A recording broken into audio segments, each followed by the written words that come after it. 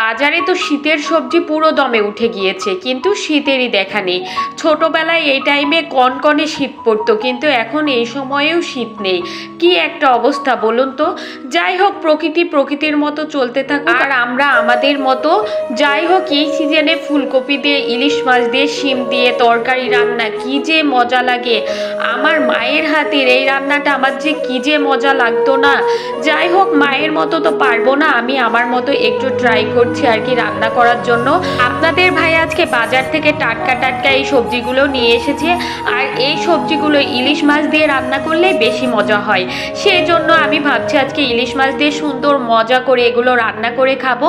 সেজন্য আমি ফুলকপিটা কেটে নিয়েছি, এদিকে শিমটাও ভালোভাবে কেটে নিচ্ছি, আর আমি এইভাবেই কেটে নিই আর কি। আর সব তরকারির সঙ্গে আলু না দিলেই না, আলুকে পেট কাটা সবজিও বলা চলে, তাই না বলুন। আমার তরকারিগুলো কেটে নেওয়া হয়ে গিয়েছে, আর এখন রান্নার পালা। যাই হোক, এখন পরিষ্কার করে ভালোভাবে ধুয়ে নিব। আর এদিকে আমি অফ ক্যামেরা ইলিশ মাছটা ভালোভাবে ধুয়ে পরিষ্কার করে নিয়েছি কেটে কুটে। আর এখন সামান্য পরিমাণ মরিচের গুঁড়া, সামান্য পরিমাণ হলুদের গুঁড়া, সামান্য পরিমাণ লবণ দিয়ে হাত দিয়ে সুন্দরভাবে সবগুলো উপকরণ মিশিয়ে নিচ্ছি, যেন সুন্দরভাবে মিশে যায় মাছের সঙ্গে। তারপরে আমি কিছুক্ষণ এইটা রেস্টে রেখে দিব, মেরিনেট করে রাখবো আর কি। যে কোনো কাজে একটু গুছিয়ে গাছিয়ে না করলে না আমার ভালো লাগে না। আর রান্না বিষয়টা তো আরও, রান্নার আগে সব কিছু একটু পরিষ্কার পরিচ্ছন্ন করে গুছিয়ে গাছিয়ে না করলে না আমার ভালো লাগে না। আর সব কিছু গুছিয়ে করলে না একটু চোখেরও শান্তি লাগে। এখন রান্নার পালা। রান্নার জন্য আমি চুলায় একটা প্যানে তেল গরম করে এক এক করে মাছগুলো দিয়ে দিচ্ছি। মাছগুলো আমি বেশি ভাজবো না, হালকা সফট করে ভেজে নিব আর কি, মানে হালকা করে। ইলিশ মাছ ভাজতে বেশি সময় লাগে না, খুব কম সময়ে এটা ভাজা হয়ে যায়, যেহেতু ইলিশ মাছ অনেক নরম প্রকৃতির মাছ। এখন আমি আর একটা প্যানে মাছ ভাজার কিছু অংশ তেল দিয়ে দিলাম। মাছ ভাজার টাইমে একটু বেশি পরিমাণ তেলই দিয়েছিলাম। মাছ ভাজা তেল দিয়ে আজকে রান্নাটা সেরে নিব আর কি। আর পেঁয়াজ মরিচ দিয়ে হালকা বাদামি করে ভেজে নিলাম, নিয়ে এক এক করে মশলা দিয়ে দিলাম, বাটা মশলা।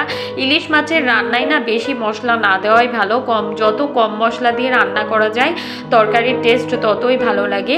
এখন এই মশলাগুলো আমি ভালোভাবে কষিয়ে নিচ্ছি। মশলাটা ভালোভাবে কষানো হলে না তরকারির স্বাদটা এমনিই ভালো লাগে। আমি জাস্ট 30 সেকেন্ড মতো ঢাকনা দিয়ে ঢেকে আরও কিছুক্ষণ মশলাটা কষিয়ে নিলাম। আমার মশলাটা কিন্তু সুন্দরভাবে কষানো হয়ে গিয়েছে। এখন আমি কুটে রাখা সবজিগুলো দিয়ে দিব, দিয়ে মশলার সঙ্গে ভালোভাবে মাখিয়ে নিব। যাই হোক, তরকারিটা একটু সুন্দর করে সময় নিয়ে কষিয়ে নিলে না তরকারি একটা অন্যরকম মজা লাগে খেতে। আর এখন আমি ঢাকনা দিয়ে ঢেকে আরও কিছুক্ষণ কষিয়ে নিব। আমার তরকারিটা সুন্দরভাবে কষিয়ে নেওয়া হয়ে গিয়েছে, আপনারা দেখতেই পাচ্ছেন। এখন আমি ঝোলের পানি দিয়ে দিলাম। ঝোলের পানি দিয়ে আমি আরও কিছুক্ষণ রান্না করে নিব, 10 মিনিট মতো, যেন পানিটা শুকিয়ে আসে। আমার পানিটা কিন্তু অনেকাংশে শুকিয়ে এসেছে। এখন এ পর্যায়ে আমি ভেজে রাখা মাছগুলো এক এক করে দিয়ে দিব। আর মাছের সঙ্গে যে অবশিষ্ট মাছ ভাজা তেলটা ছিল ওইটাও কিন্তু দিয়ে দিলাম। দিয়ে আরও কিছুক্ষণ আমি লো হিটে রান্না করে নিব। এই যে দেখুন আমার রান্নাটা হয়ে গিয়েছে। এই যে আমার রান্নার ফাইনাল লুক, কালারটা কি সুন্দর এসেছে, তাই না? যাই হোক, শীতের টাইমে এই রান্নাটা অনেক মজা লাগে আমার। আজ এই পর্যন্তই, সবাই ভালো থাকবেন, আল্লাহ হাফেজ।